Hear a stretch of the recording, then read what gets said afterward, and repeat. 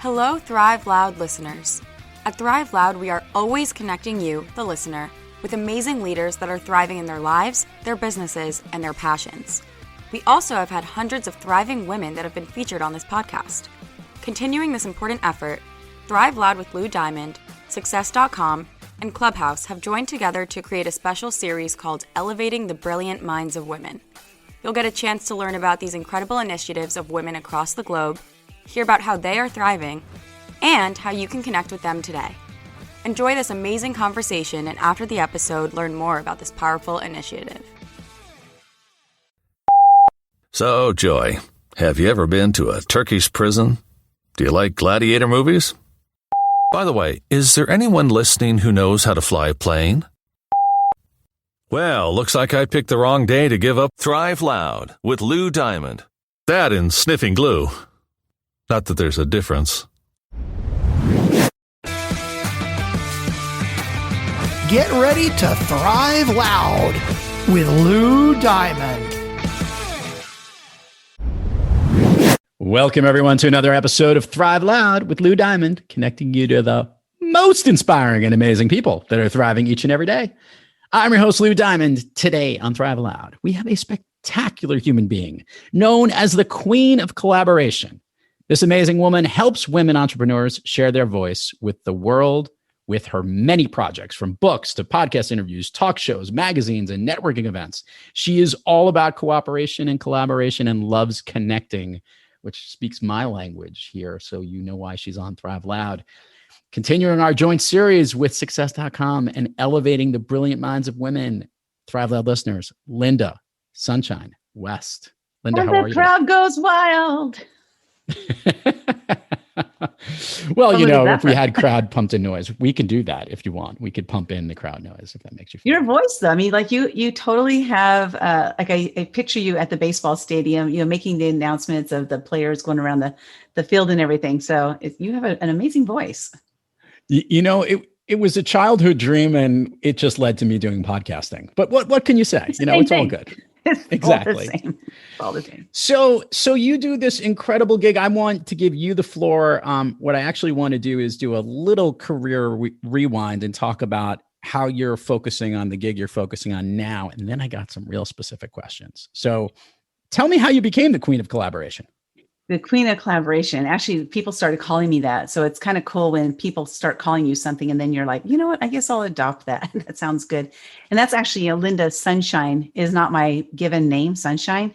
That was a name that was given to me. So again, I just adopted this. I'm like, well, shoot, people are starting to call me Sunshine. I might as well just add that to my name and make it part of my name.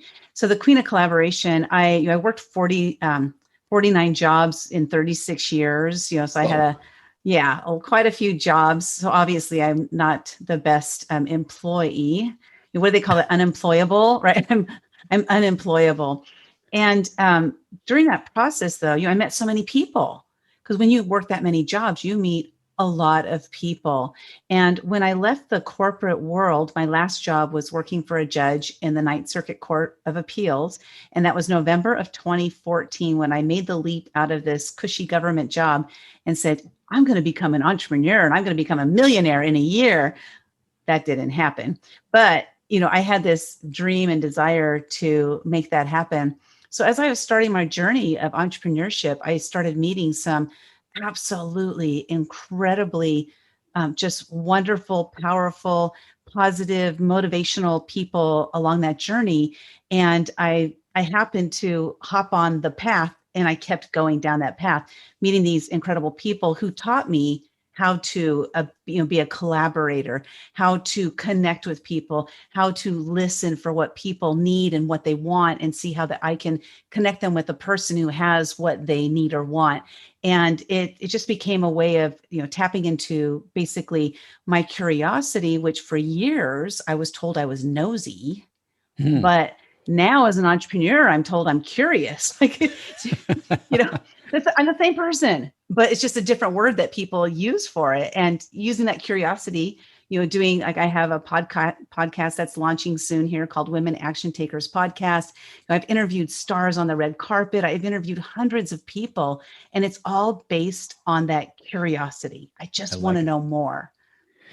I want to know more about something that I learned ahead of this program, Lynda, and I'm dying to know where this goes because this is going to get pretty interesting. Uh, you just completed, as I understand it, a year of fears. Can you explain to our listeners what this is all about? Yeah, in 2014. So before I Oh, so left, several years ago. Okay. it was in 2015 that I faced a fear every day. But in 2014, I was driving to work. I was working for that judge, and I was driving to work, and I was just like, oh my God, this is horrible. Life is horrible. Life is stupid. I don't have a purpose. All I do is I drive to work every day. I push papers around for a judge, and I drive back home. Like I really felt like I didn't have any reason to be here. Now, I wasn't going to kill myself or anything, but I just was so depressed with my life. I'm happily married, but with my work life, 49 jobs, I just wasn't happy. So I ended up getting to work that day. And there was this woman who had posted on Facebook. It said, I'm a life coach. I took some time off and I'm getting back into it. I'm looking for 5 women who want to change their life. And I was like, oh my God, this woman's talking to me. I didn't even know who she was. So I ended up hiring her and I worked with her for 5 months. And what I found was while working with her, I was making so many positive changes in my life. I didn't come from a positive background. I came from a lot of abuse and I used to be one of the people that says, I'm my own worst enemy and, all these negative things about myself that when I worked with this life coach and she helped me to discover that I have value. I have a purpose. I have a reason for being here. And I started to move into that space of positivity, motivation, and all these different amazing things. And when I was done working with her, which was November of 2014, December, I was by myself. I had gotten so addicted to positive change that I felt like I was lost in December. So January 1st of 2015, when I woke up that morning, I was like, I got to keep going with this positivity. I got to keep changing because I was just enjoying becoming a better version of myself. And so I decided, oh my God, I have so many fears. I'm going to face a fear every day this year. And it put me on that path to face a fear every day. So how I did it is every single morning when I woke up, before I got out of bed, I would ask myself this question: what scares me? And then I would just lay in bed and I would wait for the answer. So can you give me some examples of what was scaring you back then? Yeah. So what's interesting about it, because as I look back on it, like I had so many fears, and I'd say probably a good 90 to 95% of them were based around the fear of judgment.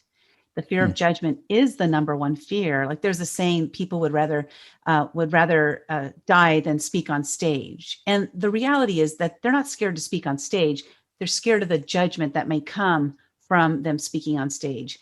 Like being interviewed here, the judgment that may come if I stumble on my words or say something silly or whatever. That's what stops people from making that motion to actually take action and do something. So my fears were based around this judgment. So that meant most of the times my fears were talking to a human being or approaching a stranger. Like the funniest one to me was the day that I woke up and I said, I'm going to walk up to a stranger in Starbucks. Like I was very specific. I'm going to walk up to a stranger in Starbucks today. So I walked into the Starbucks and there was nobody by themselves. Everybody was paired up with somebody. And that was the thing. I had to walk up to one person, not two, not a group.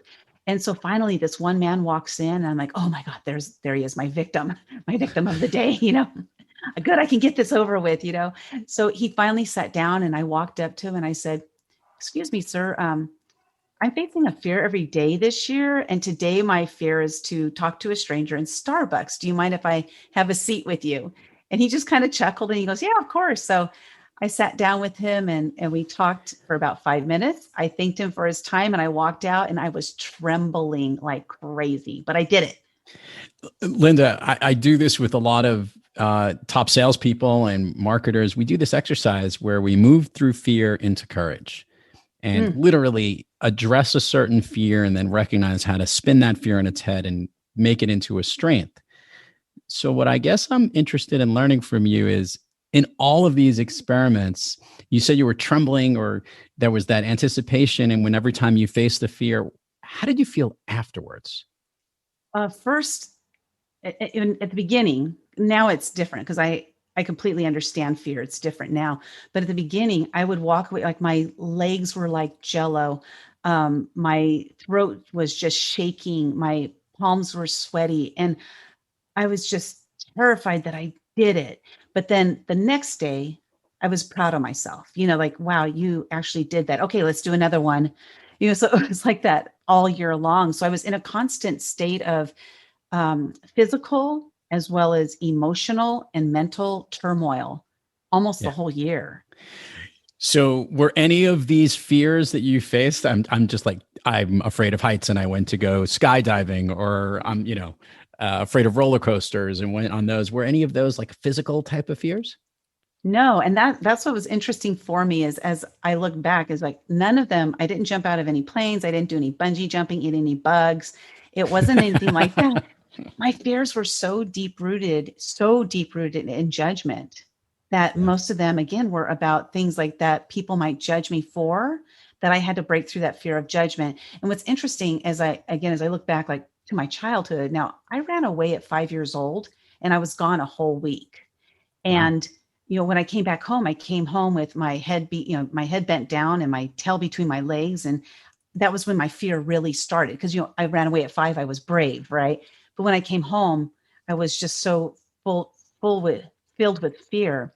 And my family members are pretty darn judgmental. So I carried that with me for decades until I was 51 years old. Just this fear of judgment. It was so strong. And it was like the base of my fear was that judgment. So I had to chip away at it every single day for a whole year to I'm no longer fearful of judgment at all. So I love this. You did this practice of constantly addressing it, and many of them the same fears as almost your ritual, your workout, for lack of a better word, to get yourself in that mode of fearlessness. I want to talk about this space of courage you're in right now. How have you incorporated this learned lesson and this practice in the work that you do? It's what's been interesting about it is because I did it every single day, I started to recognize what does fear feel like in my body? Because our body tells us we're fearful before our mind actually recognizes it. So if we listen to our body, we can know, what's going on. So what I do is I'm like, oh, my stomach is kind of queasy right now. I'm not sure what's going on here. So then I'll kind of look at the situation, and like, what am I going to do? Because fears of future events. So what is it that I'm thinking of doing? What is it I'm going to do? And then I look at my past and I say, what's causing this fear? So I always will look at my past to try to figure out if this is a fear that I can, get rid of, because I've gotten rid of a lot of my fears because I addressed what caused them from my past. So that's what I do is I look at the whole situation and I just figure out like, what do I need to do at this moment right now so that I can face that fear head on? So what I do is I now say, that's just fear. I'm going to do it anyway. Right. I like it. It's interesting because for those that have who are listeners and have been in any of the workshops that I've been involved with, we do this whole fear exercise where we move through fear into courage. And what you talked about is where you get that queasiness. Some people get it in their neck. Some people get it as that pit in their stomach. Other people literally just get it in the top of their head like it's a huge, migraine almost. And what's so amazing is that once you, to your point, Lynda, and kudos to you, by the way, for doing this for yourself, what a great discipline, but also recognizing that there's strength in it because it has now made you stronger and aware of everything around you, and probably I'm just thinking to somebody who's interviewed everybody, you just go do it now. There's no hesitation, I would imagine, right? There, is very little. The hesitation lasts more like seconds now, so if there is hesitation, it's because I'm human. But then I'm like, oh, that's just fear. Go ahead and do it anyway. There's a saying they say, face everything and run. Fear is face everything and run. Right. And so I've changed it to face everything and run into it. Like don't run away, run into it. I've actually heard it as fuck everything and run, but that's okay. But I haven't heard that one yet. Okay, that's a new one to add to my. So, but just really quickly, I yeah. came up with my own acronym also, Yeah. and that was that faith erases anxious reactions, because fear is nothing more Ooh. than anxiety. When your faith is strong, your fear is weakened. So when I'm feeling fearful and I'm really having a hard time breaking through that fear, I ask myself this question: Lynda, how strong is your faith? Really interesting. I like it. Yeah. And we'll hit this in the plug section shortly, but you wrote a book about this, correct? Called The Year of Fears. Yeah. My mentor, Greg Reed, who is an awesome mentor, he was like, okay, you faced a fear every day. Now what are you going to do about it? And I was like, what do you mean? What am I going to do about it? I faced a fear every day. That's enough. He goes, no, no, no. There are a lot of people out there who experience fears and that could read your story. So he said, you need to write a book about it. So you listen to your mentors. And I did. And I wrote the book, The Year of Fears. And you can find it on theyearoffears.com as a free download. Awesome. Great. We will put all the links for that and when we get to our plugs for you. Awesome. But I've got some more questions before we get there. Okay. Okay. So you've been thriving in your business and you are the collaborator. You're helping all these real cool people in the line of work that you're doing. But yet, like, we all have off days. Maybe those days where those fears are screaming a little louder than we'd like them to. On days when you're not quite thriving, Lynda, who or what practice do you seek to get yourself back on the thriving track? That's a great question. And I love that, because one of the practices I adopted for myself is to become my own best cheerleader. So I spent decades being, my own worst enemy. And I hear people say it all the time. I used to say it all the time too. But, so I let those demons in my head, get the best of me and tell me, you're stupid, you're ignorant. My ex-husband told me that on a daily basis. So I believed him. And so I find myself getting caught in those. I used to find myself getting caught in those traps. So what I've done is I've changed my language about myself. That's one thing is when I find myself thinking bad things about myself, I just immediately flip it to something positive about myself. So I become my own best cheerleader. Oftentimes we're looking outside of ourselves at other people to lift us up, to make us feel good. But when we can do it ourselves, we can do it instantly. We don't have to wait for anybody. So that's the one thing. And then the other thing that I do is I pat myself on the back on a regular basis, like all day long. I'll be patting myself on the back, whether it's through words or actually physically patting myself on the back. Like, I did an awesome job. Man, Lynda, you're awesome. You rock. You're the best. And I pump myself up because I spent so many years of pumping myself down, so I'm ready to stop doing that. I mean, I have stopped doing that and just soaring. So those down times don't happen nearly as often because I've moved myself into being my own cheering squad. Love it. You're your own cheerleader. I love that. Yep. That's spectacular. We will put it all in the show notes and all the great plugs here, including theyearoffears.com. But give us all the other places where we can find you, because when you say it, it gets way more engagement. So hit it. Oh, cool. I like that. So first, I'll share this one in a second. But I'm on Facebook, Lynda Sunshine West, and that's Lynda with a Y. And I'm on that one called Instagram, but it's kind of like I'm on there, but I'm not doing anything. The only reason I'm even on there is because Clubhouse, is like, if you're on Clubhouse, you need to be on Instagram too. So I'm on Clubhouse at Lynda Sunshine, and I'm on Instagram at Lynda Sunshine West. I'm on LinkedIn, Lynda Sunshine West. And then I have Women Action Takers is my program. And I'm just getting ready to launch the Be Seen, Be Heard, Be Paid mastermind program for women entrepreneurs. And I have scholarships available. So if anybody's interested, go to beseenbeheardbepaid.com. Check it out. Love it. Are you ready to go down Fun Street, Lynda? I'm ready. Okay. I'm so ready. Because it's one of the more unique set of answers we've had in a long time. Can you share with the listeners your all-time favorite movie? It's not embarrassed. It's so. Hey, you face fears every day. I don't want to hear this embarrassment thing. You could face this fear about sharing your movie. Embarrassment is a fear of judgment, right? So, okay. No, I have a lot of favorite movies, but I especially love fun movies. And one of my favorites is Zoolander. And why does that movie connect so much with you? Well, it's just so silly. So silly. Like, what do you think this is? A school for ants? I mean, come on. It's like, how silly can you get? I like silly movies. The Jerk was one of my favorite movies for a long time, but Zoolander replaced it. It certainly is. And I think just the whole idea of he can't turn left is one of my favorite things in the entire world. He's all right. All that being said, we're now going to do the speed round of Fun Street. I'm going to ask you something. I want the first thing that comes to your mind. These are things that make you feel good, that lift you up, that make you thrive. Okay, ready? Yeah. A song you love to hear or that pumps you up. With the sound of music. That's interesting. I think that was it a lot. A to favorite myself.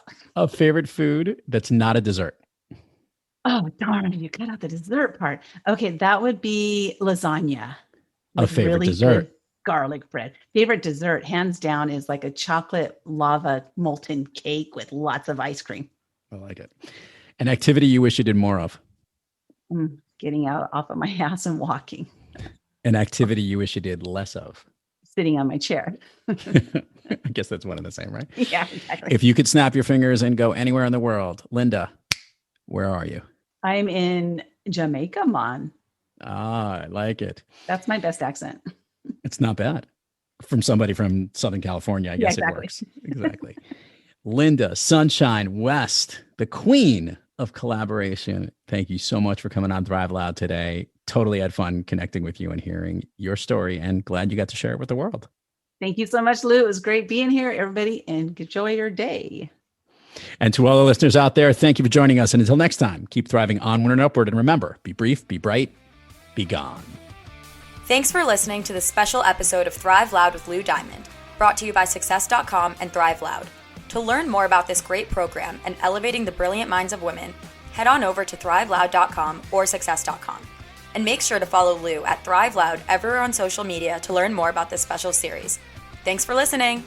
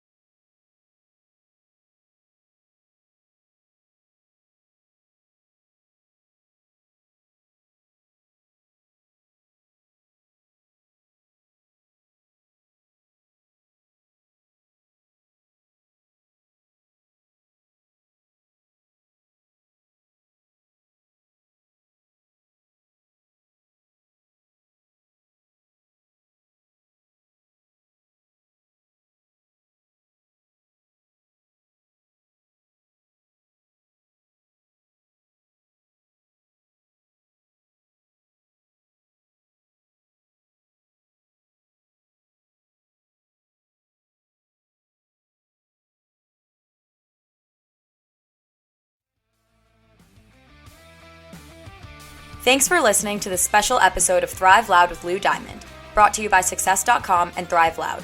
To learn more about this great program and elevating the brilliant minds of women, head on over to thriveloud.com or Success.com. And make sure to follow Lou at Thrive Loud everywhere on social media to learn more about this special series. Thanks for listening.